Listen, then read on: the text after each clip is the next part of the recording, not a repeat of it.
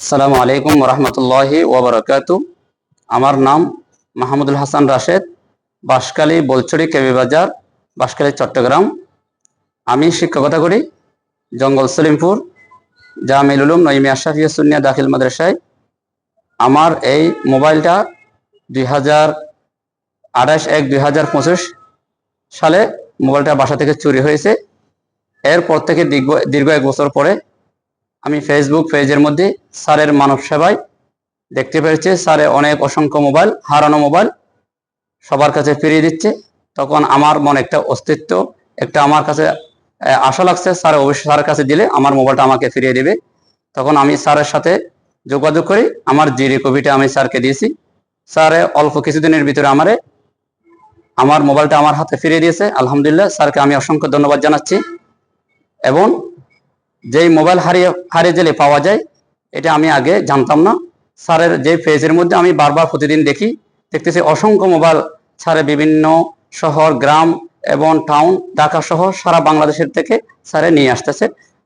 আলহামদুলিল্লাহ, এটা দেখি আমার পরে মনের মধ্যে একটা স্বস্তি, একটা আশা রাখছে আমার মোবাইল অবশ্যই আমি ফিরিয়ে পাবো।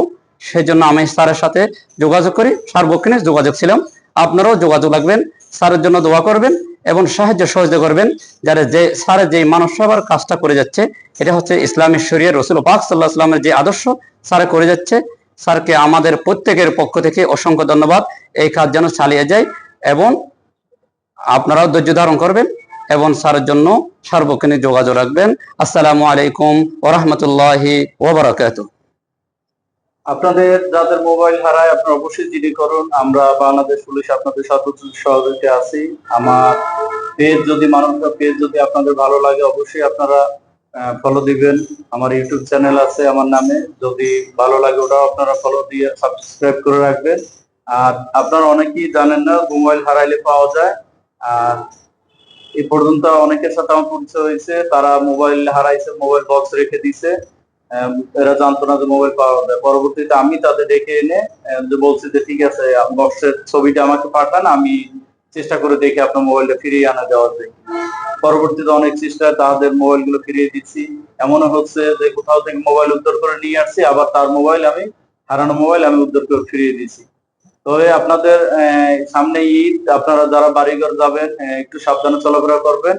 আর চলার পথে অবশ্যই আপনার মূল্যবান মোবাইল আপনি সাবধানে রাখবেন। বর্তমান যুগে মোবাইল আসলে এমনই একটা জিনিস যেটা ছাড়া কোনো কিছু কল্পনা করা যায় না।